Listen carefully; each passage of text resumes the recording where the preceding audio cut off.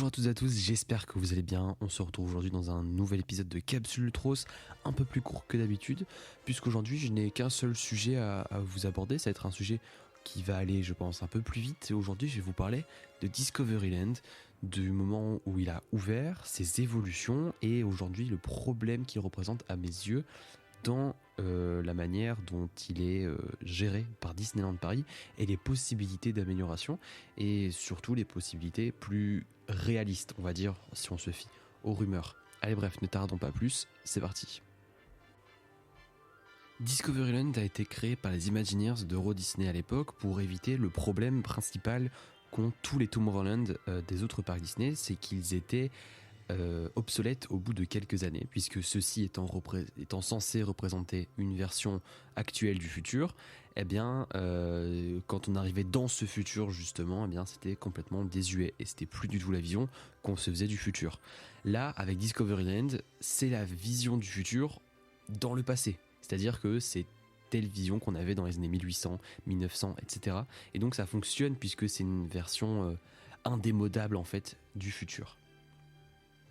On parle là alors de rétrofuturisme, c'est-à-dire que c'est complètement désuet, mais c'est complètement assumé, et c'est justement ce style-là qui fait que Discoveryland est unique.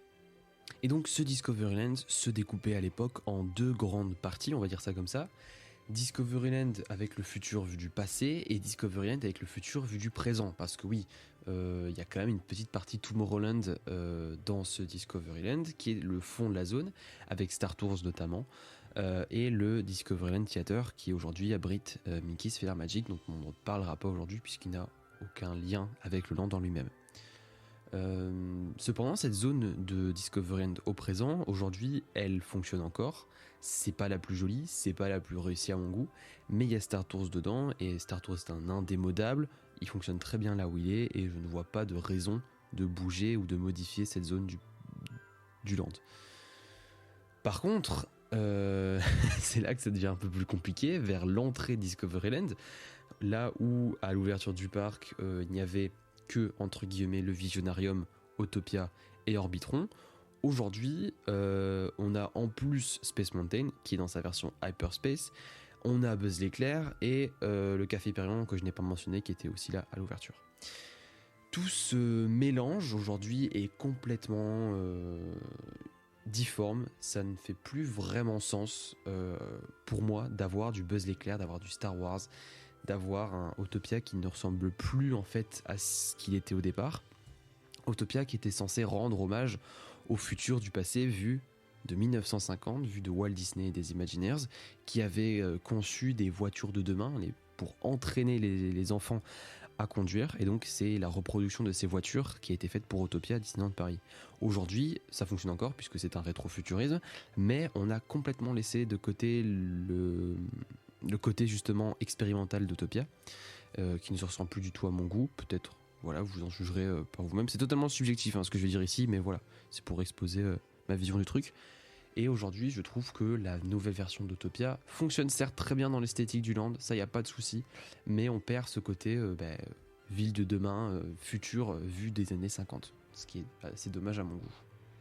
Parlons de l'attraction qui a fermé ses portes, la seule attraction qui a fermé ses portes aujourd'hui, depuis l'ouverture du land, c'est le Visionarium, qui a été dupliqué après dans les autres parcs Disney, qui était une attraction de type cinéma 360 degrés, où on était dans une salle et on visionnait les images qu'un robot nous rapportait de différentes périodes de l'histoire, que ça soit dans l'Antiquité, que ça soit dans le Moyen-Âge, que ce soit dans les temps modernes. C'était vraiment sympathique, mais avec toute l'honnêteté possible, c'était pas non plus l'attraction du siècle. Je l'ai pas faite, mais j'ai vu des images, j'ai vu des on-ride.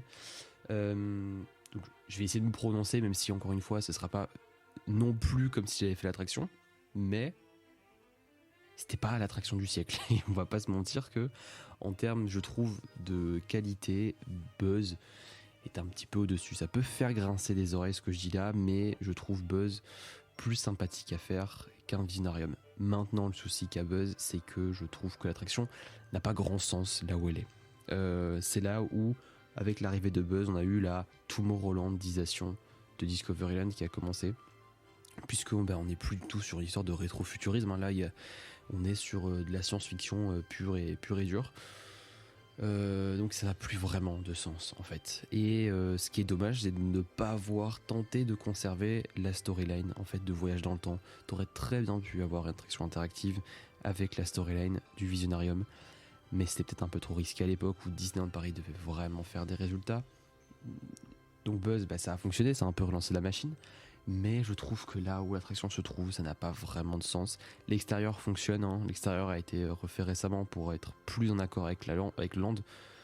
Ça fonctionne très bien, mais je suis pas du tout fan en fait de cette nouvelle composition et de la manière dont Buzz a été amené en remplaçant quelque chose qui fonctionnait très bien dans la storyline.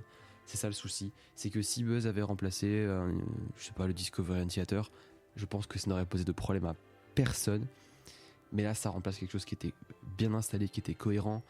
C'est là le souci que j'ai. Alors, comment faire tout simplement pour améliorer ça? On change la storyline. Il y a 1 milliard de possibilités qui fonctionneraient davantage que Buzz l'éclair. Ça serait très niche, très tiré par les cheveux et ça fonctionnerait jamais parce que c'est pas une licence, mais faire une attraction interactive sur la guerre des mondes d'H.G. Wells où on tire sur les tripodes, machin, ça pourrait être très sympathique, un peu plus dark, mais ça fonctionnerait vraiment bien pour le coup. Mais je doute que Disney puisse un jour de se tenter dans ce genre d'attraction. Donc je pense que Buzz va rester, il n'y a aucun plan à moyen, à long terme, ou Buzz 120, hein. Je pense que c'est juste des films que je me fais, mais pour moi c'est ce qu'il faudrait faire, ou alors, mais là c'est encore plus compliqué je pense, c'est déplacer Buzz dans Toy Story Land. Je suis même pas sûr qu'il y ait la place, même pas sûr que c'est déjà été fait dans l'histoire des parcs Disney. Donc voilà. Buzz, c'est pour moi le premier problème et c'est un problème qui est incurable en fait dans ce Discoveryland parce que l'attraction est très populaire, le thème est très populaire, mais aujourd'hui, et l'attraction va avoir 20 ans, ça commence à faire. Ça commence à faire niveau théma, je trouve que dans l'intérieur de l'attraction, la file d'attente plus le ride en lui-même, on commence tout doucement à s'approcher du mauvais goût. Encore une fois, c'est très subjectif ce que je dis là, mais c'est mon ressenti et je trouve que ça commence à devenir un peu désuet. Là où avec la sortie de Toy Story 2, la hype Toy Story à l'époque, ça fonctionnait complètement. Là aujourd'hui, je suis pas sûr quoi. Je suis pas sûr que ça soit encore cohérent et que ça soit encore logique au vu des évolutions des goûts des visiteurs. On le voit d'ailleurs dans les parcs asiatiques, les Buzz d'éclair sont en train d'être remplacés. À Hong Kong, c'est déjà fait, c'est devenu une attraction Ant-Man. À Tokyo, ça va devenir une attraction Ralph, des mondes de Ralph. Donc je sais pas, il y a peut-être un monde où, d'ici, c'est clairement pas prévu, parce que il y a peut-être plus urgent à faire d'abord, où Buzz change de thème. Ce qui serait fou, c'est que ça soit le premier changement. Ce sera le premier changement du parc Disneyland. Si ils nous annoncent que la prochaine nouveauté du parc c'est une rethéma de Buzz, ce serait très marrant de se dire que la dernière nouveauté en date est la première nouveauté dans le futur. Je sais pas si c'est très clair ce que je dis, mais ça serait un peu spécial et je pense que ça gueulerait un petit peu, donc je ne vois pas du tout Buzz être remplacé ou être transformé dans les prochaines années, mais c'est mon souhait en tout cas. On passe maintenant, je pense, au Space Mountain dans la pièce, qui lui a non seulement, en plus d'avoir été dénaturé de son thème, est dans un état catastrophique. Que ce soit au niveau du dôme, que ce soit au niveau du ride en lui-même. Il y a tellement de choses à faire et à remplacer et à réparer sur cette attraction que ça en devient urgent en fait. Aujourd'hui, 2025-2026, c'est BTM qui va avoir sa cure de jouvence. Je prie tous les dieux du monde, tous les saints du monde, que Space Mountain va avoir droit à pareil traitement en 2027-2028 parce que ça devient urgent. À l'heure actuelle, ils sont en train de refaire le dôme, en train de refaire l'éclairage, mais ils sont pas en train de le réhabiliter pour autant. Il n'y a pas de couche de peinture qui a été remise, je pense, à ma connaissance. Il n'y a pas de modification de l'attraction qui va être faite dans les prochains mois, prochaines semaines. Ça aurait été parfait de remettre une nouvelle version pour les 30 ans d'attraction qui vont arriver en juin, mais ça n'a pas été fait, c'est ultra dommage je trouve. Donc franchement, c'est des actes manqués énormes avec Space Mountain parce que tu remets une théma, tu te foules pas non plus, t'es pas obligé non plus de faire un truc ultra poussé, mais tu peux même mettre ça en lien avec la SEA, la Société des Explorateurs et des Aventuriers, qui est une storyline transversale à tous les parcs Disney. il y a tellement de possibilités de choses à faire avec ce Space Mountain, je comprends pas comment c'est possible que ce soit encore Star Wars, dans la mesure où ça y est maintenant, j'ai envie de dire même là, admettre ça en tant que fan de Star Wars c'est compliqué, mais la hype Star Wars, pour l'instant elle est pas mal retombée, donc il n'y a plus vraiment de justification à ce niveau-là. Enfin, je comprends pas vraiment en fait là où ils veulent en venir avec ce Space Mountain, avec ce Hyperspace Mountain. Ça fait des années que les gens parlent d'une nouvelle version, que on est proche d'en avoir une, et puis on est plus proche, et puis ça s'en va, et puis ça revient. C'est vraiment très compliqué de voir en fait où ils veulent en venir avec ce Space Mountain. Et donc moi, ce que j'espère, c'est que d'ici, et ça va être trop tard, mais d'ici 2027, on ait au moins le dôme qui a été refait, qui est le nouveau package des lumières, qui est le nouveau, qui est des nouvelles couches de peinture, etc., qui soit vraiment à neuf. Et quand je dis d'ici 2027, c'est que ça soit terminé en 2027 pour que tu puisses après modifier l'attraction, que tu puisses faire un retrack, que tu puisses changer le thème, parce que ok, ils vont changer le thème. Imaginons ils changent le thème l'année prochaine, les problèmes resteront là. La grande majorité des problèmes restera là, parce qu'aujourd'hui, ok, c'est dérangeant d'avoir le thème Star Wars dans le plein milieu du land, ça n'a aucun sens. Mais aujourd'hui, si tu changes juste le thème sans faire de réhab, l'attraction restera tout aussi mauvaise actuellement. Parce que factuellement, l'attraction Hyperspace Mountain, c'est pas si mal que ça. C'est pas si nul que ça. Et donc, tu changes juste le thème, ça reste mauvais, quoi. Ça reste mauvais, et il faudra faire un retrack pour moi de manière assez urgente. Il faudra réhabiliter le canon, parce que le canon, ça reste quand même. Ils l'ont construit, c'est pas pour le laisser faire de la figuration qui ne fonctionne plus et qui reste bloqué. Je pense qu'il y a moyen de réparer ça. Donc il y a plein de trucs à faire sur ce Space Mountain, et je ne serais pas étonné que d'ici 3-4 ans, on ait quelque chose. Je suis positif à ce niveau-là, parce que je pense que même eux se rendent compte que ça devient compliqué. Ils ont précipité le chantier de BTM, qui va être Paris Track, mais qui va avoir une bonne grosse réhab. Ouais, ça va être, je pense, le prochain gros chantier niveau coaster. J'aurais préféré que ce soit le premier, parce que à mon sens, ok, BTM c'était compliqué, mais je trouvais Space un peu plus urgent quand même, dans la mesure où ça reste l'attraction qui a déjà eu pas mal de modifications, et c'est peut-être plus simple à faire, donc ça aurait été plus rapide, je sais pas.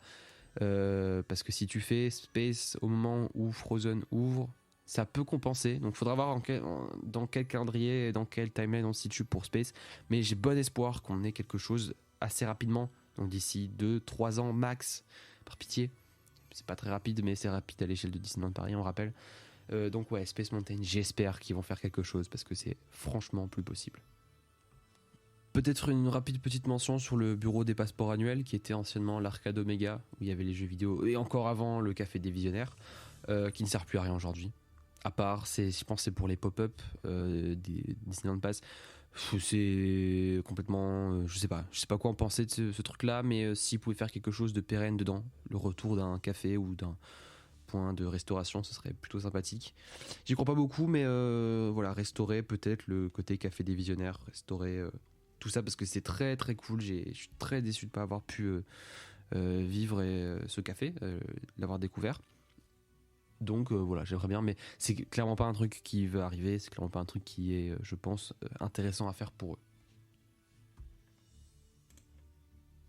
Il nous reste à parler du Nautilus, qui a récemment eu une grosse réhab. Ça va faire 2 ans, je pense, cet été-ci, que ça aura été réhab. Pareil, le Nautilus, en tant que tel, c'est pas mauvais, ça reste un très bon walkthrough, mais tu passes quand même d'une attraction qui avait beaucoup plus de détails, que ce soit au niveau de la bande-son, que ce soit au niveau des décors. Et puis surtout, tu supprimes un animatronique pour remplacer par un écran. Alors ok, je peux comprendre l'idée de transformer le côté, d'apporter un côté éducatif. Ça, je peux tout à fait comprendre. Et aussi le fait qu'ils ne veulent plus montrer de cruauté animale dans les attractions, puisque si vous vous souvenez, le calmar géant était, je veux dire, électrocuté, je pense. Dans l'attraction, donc il y avait ce truc là qui était un peu malsain, c'est vrai, faut l'avouer, mais il y avait possibilité de garder l'animatronique en fait, clairement, et je suis un peu déçu qu'il l'ait supprimé au profit quand même. C'est des vidéos de dauphins, de tortues et de baleines, je sais plus, je pense, qui sont des vidéos stock que tu peux récupérer n'importe où sur internet, donc c'est dommage, je trouve, parce que là encore une fois c'est un acte manqué, quoi. Il y avait tellement la possibilité de faire un truc de ouf, une belle réhab, remettre tout en lumière correctement, rajouter des petits props, Pareil pour l'animatronique, qui était un peu vieillot, t'aurais clairement pu l'améliorer. Et encore une fois, ça s'est pas fait, donc c'est encore une fois quelque chose qui est ça aurait pu être bien, mais ça ne l'était pas. Et donc, je ne vois pas de manière de réhabiliter l'attraction aujourd'hui, à part si ce n'est le retour des props, de la bande son et de l'animatronique. Donc, annuler en fait cette réhab. C'est dommage, mais voilà, pour moi, c'était pas du tout nécessaire en fait de transformer l'attraction. Et je trouve qu'il y a des chantiers plus urgents, plus importants ailleurs dans le parc. Voilà, c'est l'ordre des priorités, encore une fois, qui me dérange à ce niveau-là. Donc, pour améliorer l'attraction, je reviendrai à son ancienne version, tout en gardant quand même le côté, ça a été nettoyé, le côté un peu plus propre et mis en lumière, que j'ai trouvé pas dégueu, pour être tout à fait honnête. Mais du coup, les perspectives d'avenir, c'est quoi? Parce que là, à part transformer Space Mountain, il n'y a pas des masses de perspectives d'avenir pour le land. C'est vrai, en fait, c'est ça le souci, c'est qu'aujourd'hui, dans la manière dont fonctionne Disney et Walt Disney Imagineering, le Discoveryland tel qu'on le connaît, c'est fini quoi. C'est plus possible aujourd'hui de retrouver, je pense, de l'histoire originale. Une attraction interactive sur la guerre des mondes d'H.G. Wells, ce serait génial, mais je ne vois aucun monde où c'est produit en fait. Et donc je suis un peu déçu en fait de voir que, je suis un peu triste même de voir que ce Discoveryland là aujourd'hui est révolu, et je vais pas dire est mort, mais dans une certaine manière, si ce Discoveryland là est mort et ne reviendra plus, parce que aujourd'hui, ce côté où il y a une nécessité de mettre des licences et le public apprécie et le public en réclame, hein, c'est un fait. Donc aujourd'hui, ça pas, à part intégrer des licences pour remplacer d'autres licences, je vois pas de quelle manière ça pourrait être amélioré. Maintenant, on va parler aussi de l'éléphant dans la pièce, hein, du Star Wars dans la pièce. C'est qu'il y a des rumeurs qui parlent d'un land Star Wars dans le fond de la zone, qui viendrait prendre toute cette partie de Discoveryland, le futur vu du présent, là où il y a le Discoveryland Theater et Star Tours notamment, et la gare. Ça serait transformé en le début d'une zone Star Wars qui viendrait s'étendre un peu plus dans le fond. Donc mélange entre une Rotema et une extension, ça fonctionnerait en fait, ça fonctionnerait, et ce serait pour moi la solution toute trouvée. C'est que aujourd'hui tu assumes le fait que ton Discoveryland, je vais pas dire qu'il tient plus, mais aujourd'hui il faut avancer, et si tant qu'à faire, tant qu'à ajouter des licences, autant y aller et autant commencer à fond avec un truc très qualitatif. Et je pense que faire un land Galaxy's Edge dans le fond, ça serait une bonne solution parce que c'est qualitatif, les gens vont apprécier, et puis c'est du Star Wars donc c'est très populaire. Ça fonctionnerait, et vraiment s'ils veulent mettre des licences, autant y aller à fond plutôt que je trouve se retrouver avec un patchwork de trucs qui n'ont aucun sens, du Star Wars dans le milieu, du Buzz l'éclair à côté. Enfin, autant regrouper tout d'un côté, plus avoir de Star Wars dans le cœur du land, et on s'en débarrasse une bonne fois pour toutes, et on y va à fond concernant Star Wars.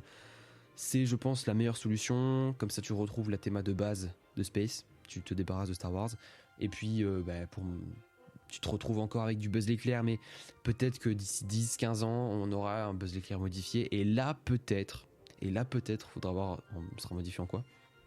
Peut-être qu'on aurait le retour d'un Discoveryland à peu près potable, à peu près correct. On s'éloignerait peut-être de la vision de départ, qui est de rendre hommage aux anciens futurs. Je pense qu'aujourd'hui c'est plus du tout l'objectif, même si tu veux rester dans une thème rétro-futuriste. Il n'y a plus cette question de rendre hommage à tel ou tel grand inventeur. Ce qui est un peu dommage en réalité. Je me demande même si dans la prochaine update et le nouveau thème de Space Mountain, il y aura du Jules Verne. C'est une question que je me pose. Voilà, peut-être oui, peut-être non, mais je pense que plutôt non du coup. Faudra voir, mais je vais essayer de rester optimiste par rapport à ce land, parce que déjà c'est mon préféré, donc forcément si je suis négatif par rapport à ça, ça va être un peu déprimant. Mais j'espère que dans le futur, ils prennent conscience que c'est sans doute leur joyau et qu'il faut le chérir, parce que c'est un land unique au monde, aucun autre parc Disney ne l'a. Et pour moi, c'est vraiment dommage de commencer à le sacrifier pour mettre des licences un peu partout. Le reste du parc, je veux dire, Frontierland, tu touches pas non plus, mais je veux dire, t'as tellement de possibilités de mettre des licences ailleurs. Je ne comprends pas pourquoi ils se sentent obligés de les inclure là-dedans, en fait. Mickey, Filler Magic, Star Wars dans Space et Buzz l'éclair. Voilà, c'est des licences qui sont populaires, certes, mais t'aurais pu avoir d'autres licences tout autant populaires ailleurs dans le parc. Pas les mêmes, hein. Tu peux pas mettre du Star Wars dans Adventureland, mais, ou dans Fantasyland, mais tu peux tout à fait avoir des trucs aussi populaires, je pense. Donc voilà, c'était mon point de vue vis-à-vis de ce Star Wars. Au final, c'était censé être plus court, mais j'ai fait un peu plus long que ce que je pensais. Vis-à-vis de Star Wars, vis-à-vis de Discoveryland. N'hésitez pas à me dire ce que vous pensez. Est-ce que vous êtes plutôt optimiste, plutôt pessimiste vis-à-vis de l'avenir de ce land, aussi ce que vous en pensez de toutes ces mises à jour et ce que vous imagineriez peut-être pour le transformer. Un grand merci de l'avoir écouté. Il y avait un plus gros épisode de prévu cette semaine-ci, mais il a été repoussé pour diverses raisons. Ça arrivera d'ici quelques semaines. Il va être plutôt huge, il va être plutôt sympa. J'ai très hâte de vous le partager. On sera sur une histoire d'attraction, on va revenir à ça, mais ce sera quelque chose d'un peu plus gros que ce que j'ai l'habitude de faire. Donc voilà, j'espère que ça vous plaira. D'ici là, portez-vous bien, prenez soin de vous. Salut, à plus.